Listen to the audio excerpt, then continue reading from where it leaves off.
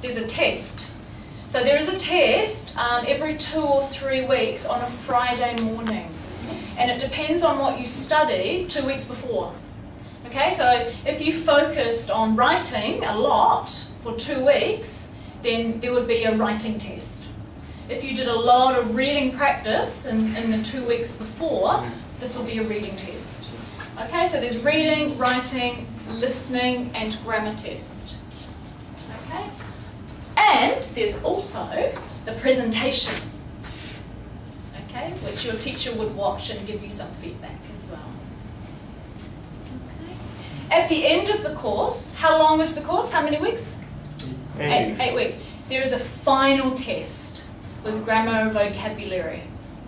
Okay, and the final test is important if you were thinking of going to EAP 2. Okay. Any other questions about timetable?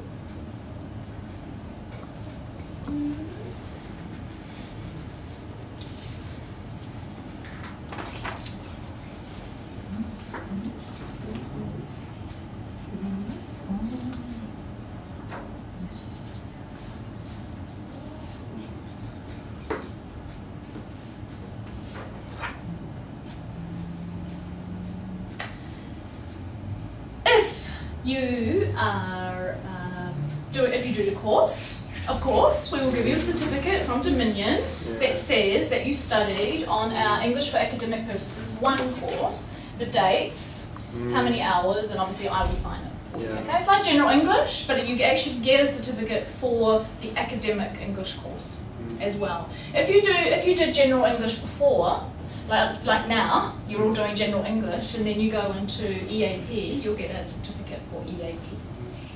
Okay. Same for EAP 2, and then same for EAP 3. Okay. But your attendance must be 90% on the course. You have to come to school 90% attendance to get a certificate. This course? Yep. General English is 80%.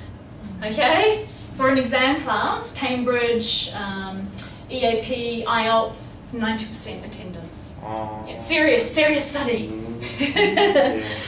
Yeah. Okay?